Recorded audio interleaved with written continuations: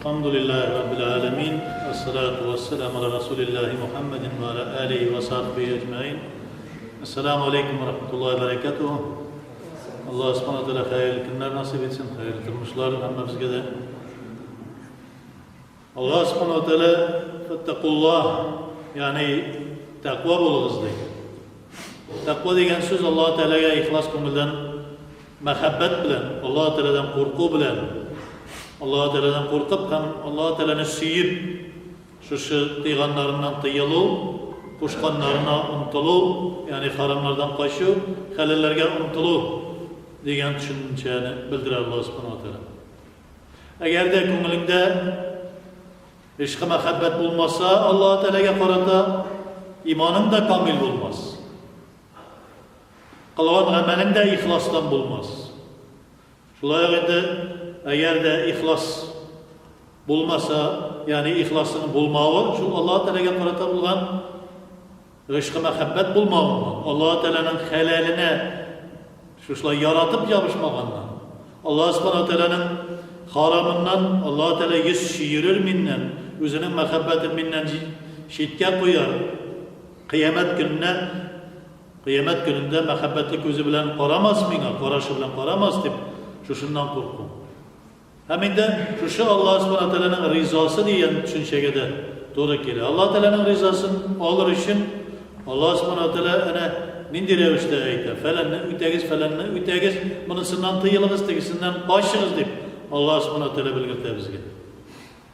Buna bir şulay Allah Teala bizge kuşkan bir nersesi var, o da bolsa inne bir hakikatte de diye Allah subhanahu teala indallahi thaniyete aşırı eşhur, Allah Teala karşısında yıl eylenesi 12 ay bilen bilgilengendi. Allah Teala karşısında vakit düşüncesi, yıl eylenesi 12 ay bilen bilgilengendi. Eğer de biz şunu kabul etmemiz iken, ihlas köngülden kabul etmemiz iken, Allah Teala'nın aytip durgan, gösterip durgan, hem bizge şunu birgen gün gibi aşık bulgan, biz onu şunu bilemiz, akılımız bilen de, hem anlamız bilen de, hem Kur'an'ı okup da şunu bilemiz. Yıl aylanesinde 12 ay var. Kabul etemiz. Şunun dörtüsü arba'ate hurum, yani dörtüsü haram buldu. Şu dörtüsünün haram buluğu durumda Allah subhanahu teala nişik bilgirdi. Yani o aylarda hatta soğuşta bulmasın, gıybet silaşta bulmasın, birbirimizge qaratan indidir naşar kinayeler bilen, indidir naşar masqalaytular bilen, birbirimizge til tidiru, qan tögü, kişinin yüz suun tögü, yani yüz suun tögü degen söz, onu masqalaytu, masqaraytu bulmasın deydi. Hatta men peygamberimni jibergençe, din İslam kelgençe kadar da jahil bulgan, nadan bulgan, ümmet İslam'da bulmagan garipler de bu aylarda birbirisine qarata tilde tidirmiler idi, kurallarında taşırlar idi. Hem şu haram bulgan aylarda gerekmegen kabahat hareket yasamıyorlar idi. Allah Teala Kur'an-ı Kerim'de İslam'da bulmagan, cahiliyet zamanında İslam'a kadar bulgan garipler de naşarlık işlemidir idi, 4 haram aylarda deydi. Ay sayılar, Zülqa'da, Zülhicce, Muharrem, bir altı kile turgan 3 ay var. Şunun 4'üncüsü ayrım açıptır, Recep. Bu aylarda bir nindi soğuş bulurga teyiş tügül, bir nindi de birbirini mesqalaytı, mesqalalav, yüzsuğun tügül, kanun tügül bulurga teyiş tügül deydi. Düşmanları, Allah Teala'nın düşmanı, Peygamber Aleyhisselam'ın düşmanları, İslam dininin düşmanları şu aylarına hürmet etkenler. Hürmetli aylar. Bugünkü günde Müslümanlar nerse değil, ey baş, bu nedir gerekmegen baş eğlendirgeç, uydurmalar. Recep ayı, Allah subhanahu teala bizge müracaat etti, Recep ayı benim ayım diyor. Recep ayı benim ayım. Haram bulan ay, yani o vakitte nindidir, naşarlıklar işlevine tügül, Allah Teala'nın özünün ayı iken el. Recep ayı. Haram aylar arasında. Şunun kadarı yukarı dereceye götürdü. Niçin tekiler birbiri ardında işev geldiler de, bunası ayrım aşık. Bir artık iletirgenlerden tügül, başka vakitlerde. Başka vakitlerde kelgan, mesela aradan saylab algan. Şirat boyunca kile turgan aylar olarak değil, aradan bir neçe ayının arasından ötkendan so'ng saylab algan Allah subhanahu wa ta'ala haram ay olarak. Çünkü bu ayda, bu benim ayım. Bu ayında Allah subhanahu wa ta'ala Muhammed sallallahu aleyhi ve sellem'ni şu kadar hürmetleyen ki Muhammed sallallahu aleyhi ve sellem'nin cismi revişte enisinin karnına düşken vakit. Mağnevi revişte, ruhi revişte miğrajga çıkan vakit. İki vakıya şu ayda. İki vakıya. Bu ayda baritik Allah subhanahu wa ta'ala'ga Allah Teala'nın onurluğuna bilgili bulgan bir gıybadeti bilen karşılarga değişsizdi. Peygamberimiz sallallahu aleyhi ve sellem aytadi. Uraza. Çünkü uraza benim işimdir Allah Teala. Başka bir kim işinde değil o. Kişiler için көрсәтерлек түгел, başka için түгел. Uraza fakat benim işimdir Allah Teala kutsi hadiste. Recep ayı fakat benim ayım. Demek ki Recep, ondan Şaban, ondan Ramazan gitti.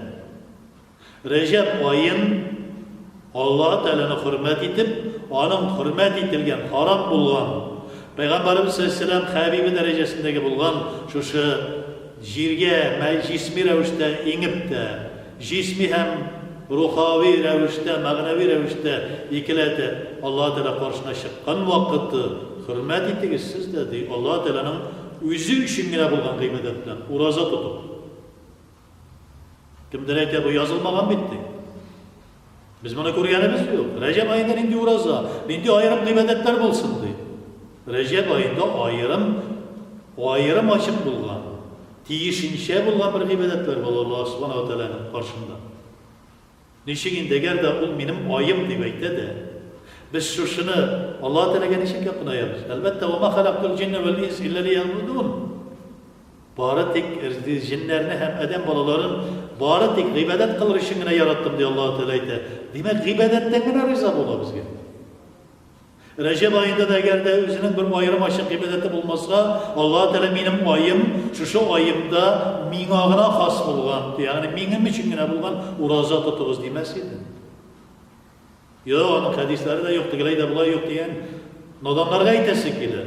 Hazreti Ali'den gelgen bir hesap hadisleri var. Sünende de var, 4 sünende de var. Müslimlerde de gile, şulayık Malik ibn Enes'ten gelgen hadisler var. Bir köp hadis yintiklarında. Peygamberimiz sallallahu aleyhi ve sellem bu meselede ayrım açık söylüyor. Recep ayının birinci kişisinde, bugün Çarşambeden yani ertege akşamdan tutunup Pençişembege Sredadan şetverip Recep ayı kira inşallah Teala bilgilengen. Kalender boyunca kurarız. Şu akşamda ayrım açıp bir ibadetle tutunabız Allah subhanahu teala'nın ayın hürmetle karşı alabız. Çünkü bu Ramazan'a bir adım atlaytırgan ay. Eğer de biz Recep ayında Allah Teala kuşkan ibadetini ütemedik de Şaban ayında Peygamberimiz sallallahu aleyhi ve sellem'in şefaat kılatırgan bir beraetin karşı almadık da mümin Müslümanlarının bulgan Ramazan ayında nişik bayram etmemiz? Ay boyunca bayram değil. Ramazan ayı ay boyunca bayram. Niçin? Çünkü Ramazan mümin Müslümanlar ayı. O ayda Ramazan ayında tevbeler kabul edilir. Recep'te Allah subhanahu teala gıybetlerini kabul edip Şaban'da Muhammed sallallahu aleyhi ve sellem'e bütün şefaat mümkünlüklerini aşıp beraat kılıp Ramazan ayında mümin Müslümanlar tevbeye gelip girerler. Tevbe ayına gelip girerler. Nindi ayı Ramazan ayı? Günahlardan mağfiret, Allah subhanahu teala'nın rahmeti birinçine, günahlardan mağfiret, hem üçüncüsü tamuktan necet, tamuktan kutulu. Şaban'da neyse? Beraat. Beraat degen söz Allah subhanahu teala özünün bütün rahmetini yöneldirir bize. Beraatın iki mağnası var. Birisi yani yüz şiiri, müşriklerden yüz şiiri, lakin mümin Müslümanlar şulayıp beraat kıla. Onlar karşı şu şefaatini nasip etti Peygamberimiz sallallahu aleyhi ve sellem. Recep nerse demek? Recep Allah subhanahu teala karşısında sen delillerge, ispatlarga deyiş bulasın özünün Allah teala'ga karata bulgan özünün halatini Birinchi kişinde o'zining namozi bor. Nafil namozi bilan qarshi olamiz. Birinchi kunin uroza bilan qarshi olamiz. Birinchi kunida ana G'imatul Islom degan kitobda da, shunday boshqa kitoblarda da, hadis yetiqlarida da keltiriladi bu hadis. Birinchi kunin uroza bilan qarshi olsalar, Rajabning Allah subhanahu wa ta'ala o'zining rahmatine erishtiradigan qul etib qabul etadi. Rizoligini nasib etadi. Biz narsa izlaymiz. Allah Teala'nın rizaligini izlaymiz. İsteymiz. Şunu ardından yuguramiz. Birinchi kunni, Rajab oyining birinchi kunida ro'za tutdi ise kişi Allah Teala rizo bo'ldi bu qildim. İkinci kunida da ro'za tutsa, Allah subhanahu wa ta'ala gunohlarini g'afur etdi deydi. Üçüncü gününde de Rajab oyining ro'za tutdi ise cennetni nasip etti, cehennemning eshiklarini yopdi deydi. Peygamberimiz sallallohu alayhi vasallam aytdi. Oy boyu tutsa narsa bo'ladi. Oy boyu tutsa Allah subhanahu wa ta'ala jiydi cehennemning jiydi eshigini bu kishiga için beklab qo'ya, 8 cennet eshiklarini ochib qo'yadi. Ey qulim, qaysi eshigindən, qaysi qapqasidan kirga tilaysan, cennetga kir, qaysi yerinde sayr eterga, qaysi yer cennetning qaysi pishmog'ida yurga tilaysan, kir. Peygamberimiz sallallohu alayhi vasallam hadisi. Ayırmaşık ibadet yok degan kishilarga. Rajabda ayırmaşık ibadet yok, Şaban'da ayırmaşık ibadet yok degan kishilarga Berat kechasini qarshilov bor.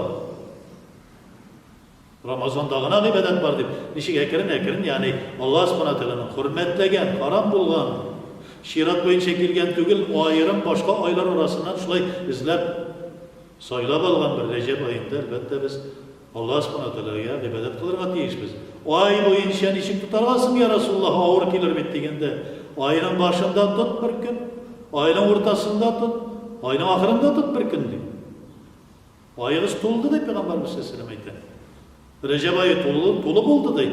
Ro'za bilan to'lgan turib bo'ldi deydi.